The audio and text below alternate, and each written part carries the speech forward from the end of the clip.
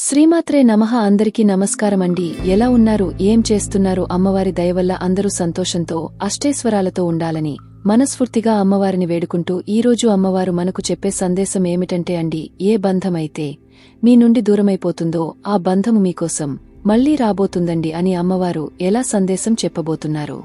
మరి అమ్మవారి సందేశం ఏమిటో, అమ్మవారి సందేశంలో ఉన్న ఆంతర్యం ఏమిటో, ఏ బంధం మన నుంచి దూరమైపోయిందో ఆ బంధం ఎలా మన ఇంటికి రాబోతుందో తెలుసుకుందామండి. మీలో ఎవరైనా మన ఛానల్ని కొత్తగా చూసినట్లయితే లైక్ చేసి సబ్స్క్రైబ్ చేసుకోండి. మరి కొంతమందికి మన వీడియోని షేర్ చేయడం మాత్రం మర్చిపోకండి.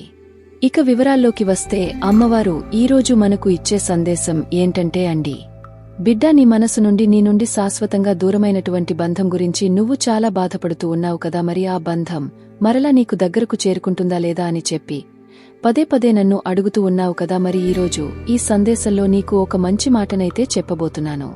దీని ద్వారా నీ మనసులో ఉన్నటువంటి భారం అంతా కూడా దిగిపోతుంది.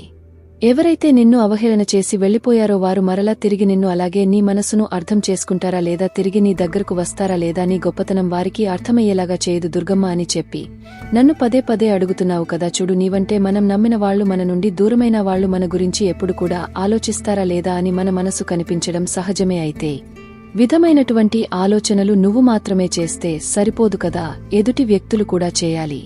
వాళ్లైతేనే ఈరోజు నీ సందేశం ద్వారా నీ మనసు నిండా కూడా సంతోషాన్ని నింపడానికి, మంచి జీవితాన్ని దుర్గమ్మ ఇవ్వబోతుందని నీకు పదే పదే చెప్పడానికి ఈ సందేశాన్ని నీ ముందుకు తీసుకొచ్చాను. మనం ఎవరైతే మనకు దూరమయ్యారని చెప్పి బాధపడుతున్నామో వాళ్లు మనల్ని అపార్థం చేసుకున్నారని ఇన్ని రోజులు కూడా నువ్వు బాధపడుతున్నావు. వాళ్లు వారి తప్పు తెలుసుకుని మన దగ్గరికి రావటం అంతకు మిశ్ర సంతోషం అంటూ మనక ఏముంటుంది చెప్పు దుర్గమ్మ అని చెప్పి అడుగుతున్నా. వారు నిన్ను అపార్థం చేసుకున్నారని చెప్పి అంటున్నావు కదా.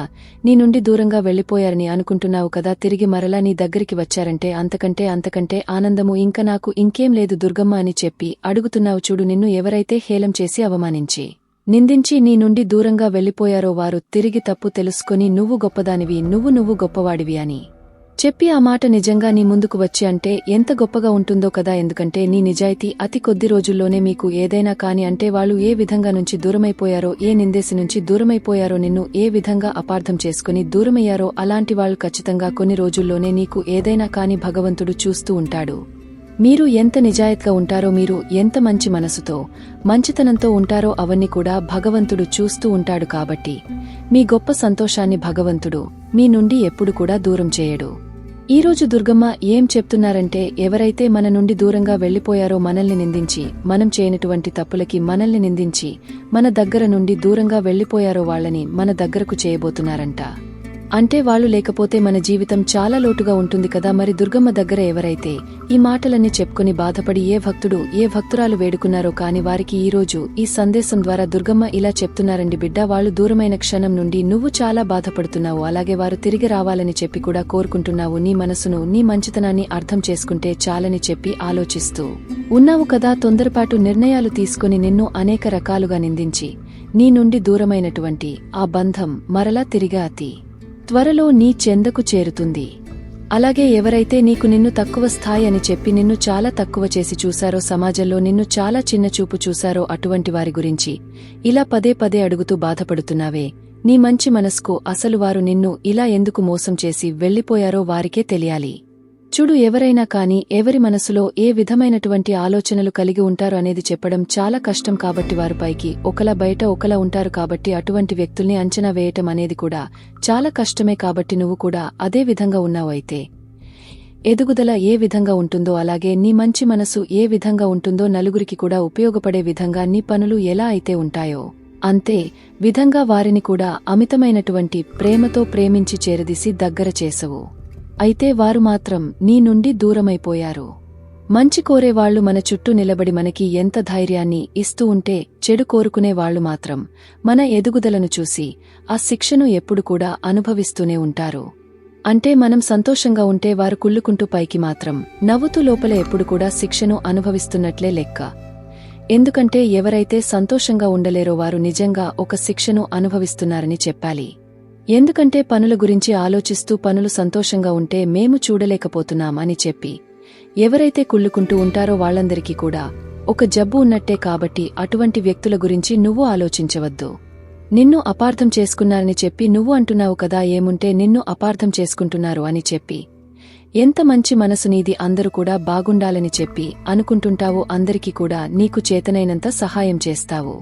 నీ మనసులో ఉన్నటువంటి గొప్పతనం గురించి అర్థం చేసుకుని వారి గురించి నువ్వు మాత్రం ఇలా ఆలోచించి రోజు కూడా నిద్రహలు మానివేయడము చాలా తప్పు కదా. కాబట్టి ఎటువంటి సందేహాలు, ఎటువంటి ఆలోచనలు పెట్టుకోవద్దు. నీ జీవితము నువ్వు సంతోషంగా గడుపుతూ ఉండు. నిజంగా వారు నిన్ను అర్థం చేసుకుంటే తప్పకుండా నీ దగ్గరికి వస్తారు. అలాగే వారు తిరిగి మరలా వచ్చినప్పటికీ కూడా కొంచెం అటువంటి వ్యక్తులతో జాగ్రత్తగా అయితే ఉండటం నేర్చుకో. అయితే నీకున్నటువంటి, నీ మనసుకి నచ్చినటువంటి నీ జీవితాన్ని చిన్నాభిన్నం చేసుకోకుండా సంతోషంగా, ఆనందంగా నీ జీవితాన్ని ఎప్పుడు కూడా గడపాలనేదే ఈ దుర్గమ్మ యొక్క ప్రతిక్షణం కోరుకునేది. కాబట్టి నువ్వు ఎప్పుడు కూడా ధైర్యంతో ఉండు, ధైర్యం కలిగి ఉండు. నీ మానసిక శక్తి కూడా చాలా రోజుల నుండి క్షీణించిపోతూ ఉంది. అలాగే నువ్వు నడిచేటువంటి దారి కూడా చిన్నాభిన్నంగా కనిపిస్తూ ఉంది. ఎంత కష్టంగా ఉన్నా కాని నీ ముందు నేను నడుస్తూ ఉంటా అని చెప్పి మాత్రం గుర్తుపెట్టుకో సుమా. కాబట్టి నేను నీతో పాటే ఉండి నీకు అన్ని వేళ సహాయం చేస్తూ ఉంటాను, మాత్రం మర్చిపోవద్దు. నువ్వే ఇప్పుడు గుర్తు చేసుకో, ఎన్నో సందర్భాల్లో ఏనాడు కూడా నీకు తోడగలేనటువంటి క్షణం లేదు. ఒక్కసారి గుర్తు చేసుకో. అలాగే ఎన్నిసార్లు నేను నీకు సహాయం చేశాను, ఎన్నిసార్లు నేను నిన్ను ముందు నడిపించాను అనేది కూడా బాగా గుర్తు చేసుకో. అది నా బాధ్యత, నువ్వు నా బిడ్డవి కాబట్టి నీకు తప్ప నేను ఇంకెవరికి సహాయం చేస్తాను చెప్పు. ఎన్ని ఆపదలు ఎదురైనా, ఎన్ని కష్టాలు నిన్ను చుట్టుముట్టినా కాని నేను ఉన్నాను అనేటువంటి ధైర్యంతో కదా నువ్వు ఇంకా కూడా ఇంత ఆనందంగా, కొంతైనా సంతోషంగా ఉంటున్నావు. అంటే దుర్గమ్మ ఉందిలే, దుర్గమ్మ చూసుకుంటుంది అనేటువంటి ధీమా నీకు ఏదైతే ఉందో అంతే విధంగా నా భక్తులని నేను కాపాడాలనేటువంటి ఒక బరువు బాధ్యతను కూడా నేను మోస్తూ ఉంటాను. కాబట్టి కొన్నంత బలంగా నీ వైపు నేను ఎప్పుడు కూడా నిలబడి ఉంటాను. నీ దుర్గమ్మ అని చెప్పి నువ్వు నన్ను పిలవగానే సప్త సముద్రాల నుండి దాటైనా సరే నీ ముందుకు నేను వస్తాను. నేనే స్వయంగా నా బిడ్డల దగ్గర రాలేకపోయినా ఏదో ఒక విధంగా వేరో రూపంలో అయినా కాని వచ్చి సహాయం చేస్తాను, మంచి సలహాలు ఇస్తాను. కాబట్టి మీరు ఏదైనా తప్పుడు మార్గంలోకి వెళ్లాలని చెప్పి అనుకున్నా మిమ్మల్ని దండించే విధంగా అయినా సరే దండించి అయినా సరే మంచి మార్గంలో నడిపడతాను. ఇవన్నీ కూడా నేను కేవలం నీకు ఈరోజు ఎందుకు చెప్తున్నాను అంటే, ఏ బంధానైతే దూరమయ్యావు అని చెప్పి బాధపడుతున్నావో ఆ బంధం గురించి నువ్వు ఎక్కువగా ఆలోచించవద్దు. సంతోషంగా, ఆనందంగా నీ జీవితాన్ని ఎంతో ఓర్పు సహనంతో గడుపుతున్నటువంటి నీకు ఇటువంటి ఆలోచనలతో ఎవరైతే దూరమయ్యారని చెప్పి బాధపడుతున్నావో వారి గురించి లేనిపోని ఆలోచనలు, భ్రమలతో నీ ఆలోచనలుని కూడా పూర్తిగా మారిపోయాయి. కాబట్టి ఇకనైనా సంతోషంగా, ప్రశాంతంగా గడుపుతావా అని చెప్పి ఈ దుర్గమ్మ నీ నుండి కోరుకుంటూ సెలవు తీసుకుంటుంది. మరి తెలుసుకున్నారు కదండి ఈరోజు దుర్గమ్మగారి సందేశం. తిరిగి మరలా మరొక వీడియోలో మళ్ళీ కలుసుకుందాం.